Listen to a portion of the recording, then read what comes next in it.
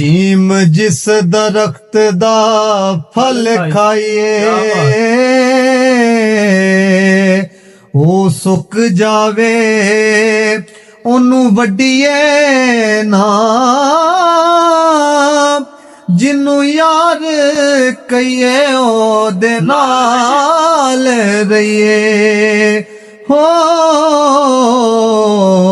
जग दे ताने पिछा हटिए ना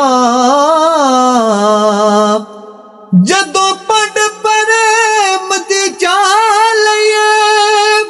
लगे पार पावे थले सटिए ना मुहम्मद बूटिया मिले